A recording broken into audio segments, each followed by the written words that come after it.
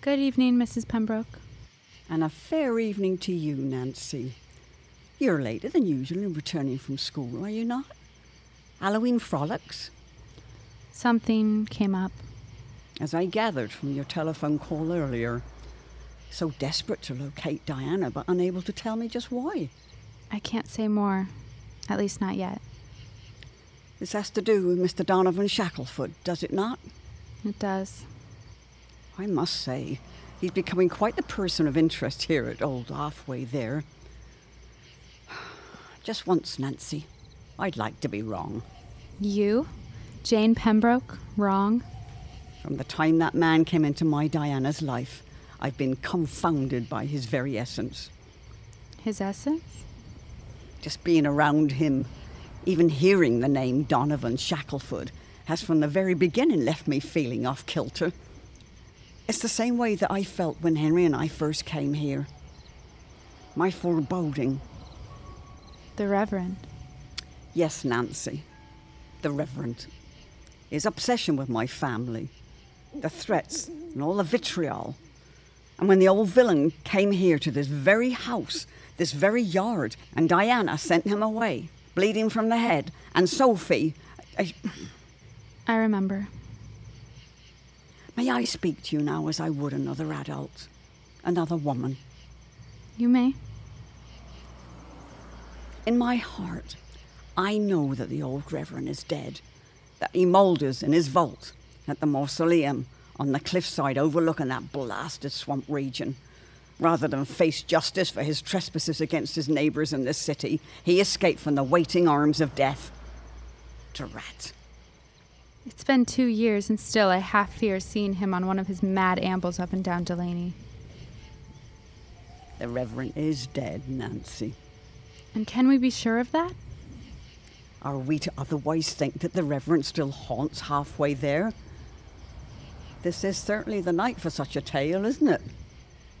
For a time after, it's true, I did believe that the Reverend had once again cheated death, that it was the next twist and turn in his game. Even after Father took me to the old man's crypt to see for myself. There was no sleep, or what little there was I found troubled by nightmares of the most vicious kind, all starring the Reverend himself and keeping me awake through the early morning hours. Do these nightmares persist? Not as before. The same with seeing him in daylight between here and the city. Father went to such trouble sending me to those doctors. It wouldn't do to go around insisting that a dead man walks. You know this, yet you remain perceptive of danger. You sense now that the trouble has not ended at all, but that it has merely changed form. Yes? Yes. You'll all be spared my rantings and ravings, but yes.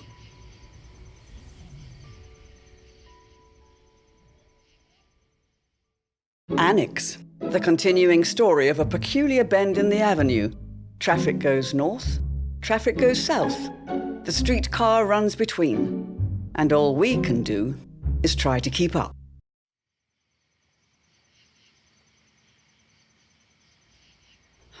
Then you sense a continuation? I know it's ludicrous. And you believe, Nancy, that Diana is less his intended than his intended target? I do. You believe that Diana is in jeopardy from this swain who commands her? Not just Diana, all of us. Myself, Father, you, Jake, Lois, and their mother. Every one of us living here. Oh, dear child. I trade in premonitions, but I know you to deal, despite your youth and reactivity, in deductive skill. You've got something, haven't you? I can't tell you, at least not yet. I have to talk to Father, and he's still not home from the newspaper. He's working late? Mrs. Pembroke, Father is downtown pursuing a lead on Diana's whereabouts. Oh, God bless Tom Dawson. Anyway, I believe he may prove too late in this case. How so? Nancy, we must steel ourselves that Diana may very well return beyond our immediate reach. I don't follow. Of course you do. You know as well as I do that rat Shackelford has taken Diana to the sea to claim her hand in marriage most foul. She'll return engaged to be married to this rogue of a man. We may come to our conclusions through different methods, Nancy, but in the end, we both wait this Halloween evening. Wait for what? For the proverbial other shoe to drop. Perhaps. So what do we do now, Mrs. Pembroke? All we can do for now. We wait for Diana to come home.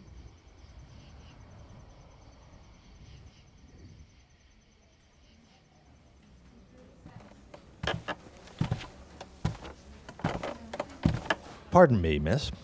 The Shackelford company is closed for the day. There's a sign on the door that says that. I understand that, but I was hoping to speak to someone before she left for the day. Typing pool is long gone. Come back tomorrow. I'm afraid it's of some urgency. You see, I'm trying to speak to Miss Helen Kidwell. Has she left yet? What do you want with her? I'm searching for her employer, Mr. Shackelford. And you are? Tom Dawson, city editor, The Looking Glass. I see. Well, Mr. Shackelford's out of the office today. That I know. My hope is that Miss Kidwell can assist me in contacting him wherever he is. She can't. So you indicate. What are you staring at? See something green? I was just admiring your hair. It's a wig. Yes, it is a wig, Miss Kidwell. Miss Kidwell, you're mistaken. I'm someone... You are Helen Kidwell. What of it? Look, I've come not to cause you any trouble, but to seek assistance. I'm seeking Miss Diana Putnam, and I've good authority that she is out on the coast with Mr. Shackelford. Now, my hope is that you can tell me just where on the coast they've gone. You thought wrong, Dawson. He doesn't report in. That I find hard to believe. Not even to you. You have something to say, Mr. Dawson? Not particularly. I'm looking out for Diana, need to speak to her with some urgency. Not you, too. Cripes.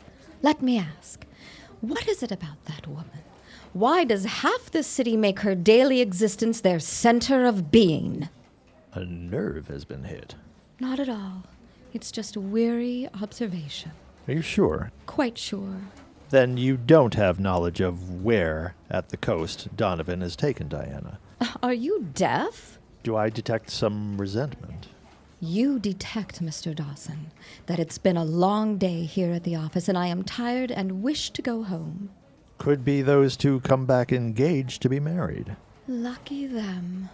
Although, Miss Kidwell, if I could find them and converse with Diana, they may not prove so lucky. Why on earth would I want that?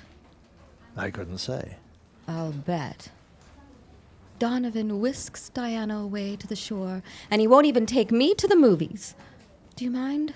I have to get out of here and catch my streetcar before the ghosts and goblins come out. Miss Kidwell, I warn you that Donovan Shackelford is not an honorable man. Why do you assume that I have any interest in honorable men? Although, I might make an exception for you, Tom. You're not going to help me, are you? I help no man unless he buys me dinner first. Dinner? You heard me. I'll lock up and we'll go. I know a little cafe close by the library. They're new, but they're good. Just like that, Helen? Just like that, Tom. May I ask why? A gal's gotta eat. Is that all? Because when Donovan told me about that pest, Dawson, he failed to mention how handsome you are. Because I lack companionship this evening, and you can provide it. Simple enough? Couldn't be simpler. Nice.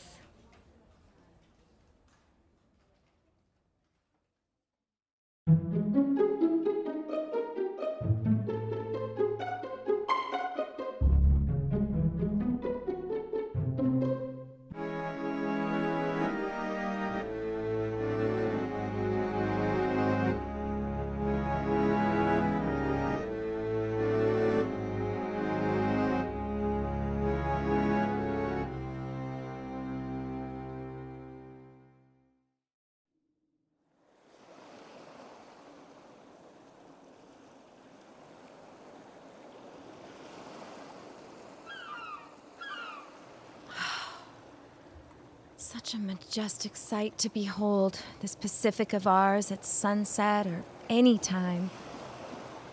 Donovan, it pleases me so that we dined early and we were able to make our way here to stroll upon the sand along the ocean surf here at Tillamook Head, just in time for that sunset.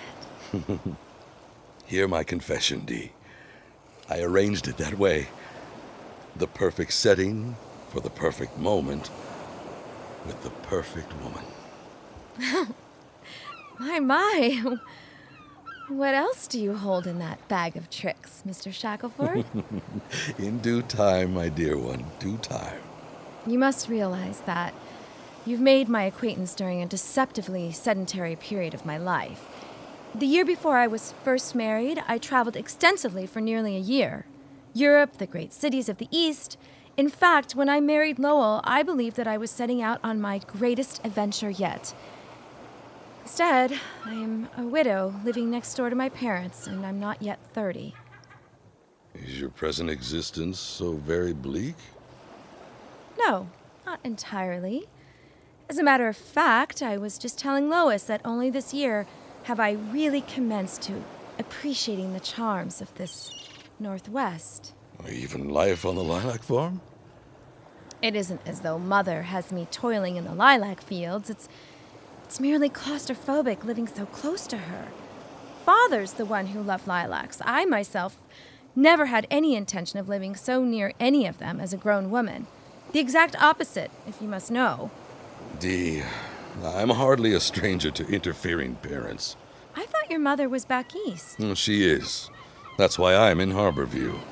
It's not my parents, I tell you. It's my gnawing, oppressive fear that I'll grow old and lonely out here. I'm a young woman still, desiring a husband to build a life with and children of my own. Perhaps someone can help you with that. Do you know someone? I assure you, I'm most serious. We've been courting over 6 months now. We think the same way and value the same things in the world. It goes without mention that I am, of course, blinded by your grace and beauty, Diana. Donovan, what are you saying? Only that I intend to make the city of Harborview my own. And naturally, a king must have his queen. Do be serious. Damn it all to hell, I am being serious. Dee, I'm asking for your hand in matrimony. Will you be my wife? Oh, perhaps it would help if I groveled on one knee in the sand here. Get up, Donovan. Oh, well, let us not forget this. A dazzling diamond engagement ring. Oh, Donovan, really? I place it upon your finger, for it belongs to you. Oh, Donovan, I don't know what I should say. Say yes, Dee. Say yes to Donovan and Diana, making a home and a family and an empire of our own, free of the clinging past and its ghosts. What is your answer? Free of the clinging past and its ghosts. Yes, Donovan, I'll marry you. The sooner, the better.